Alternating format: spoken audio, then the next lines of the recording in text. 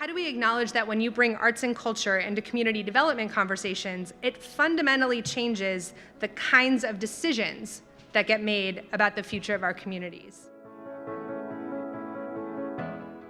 The role, that arts and culture can play and the power of it became most apparent to me when I was executive director of the Conservancy.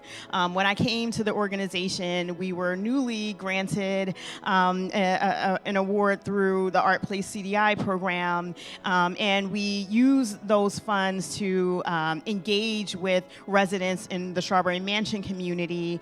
And it really changed the way that we worked as an organization.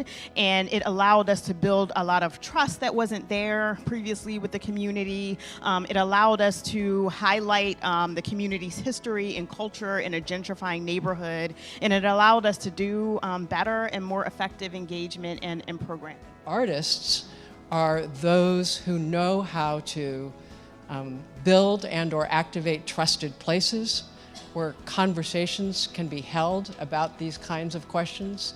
They know exactly how to illuminate this kind of community wealth for purposes of these longer-term, more equitable outcomes.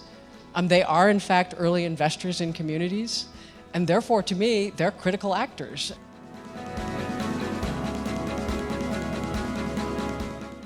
It's a bit of a trip. About a year ago, I was actually reporting to the Department of Probation as a felon who was under supervision, and now I'm partnering with the New York City Department of Probation, and I'm here at the Federal Reserve Bank. That's kind of crazy.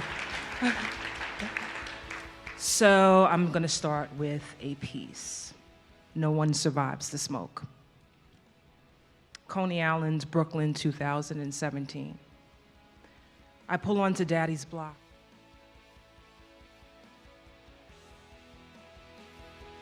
Because the people that we serve and the people who have lived in Bedford-Stuyvesant over the last 60 years, I mean, Bedford-Stuyvesant has gone through change for the last century or so, have lots of talent, lots of creativity, lots of entrepreneurship.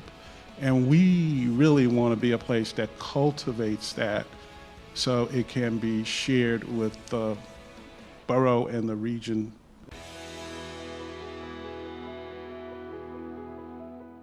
So what we heard throughout today's conversations has been an exploration of the innumerable examples and proof points of how arts and culture are central to community development. What I want to lift up, though, is that culture has always been core to this field. Unfortunately, what our history has taught us is that the predominance of the culture that's been at the core has guided community development to care for some and not for others, to create opportunity for a few and remove opportunities for many. We weren't just here to talk about how to get money out of banks for the work we care about. We came here today to define and affirm our role in building the world we believe should exist.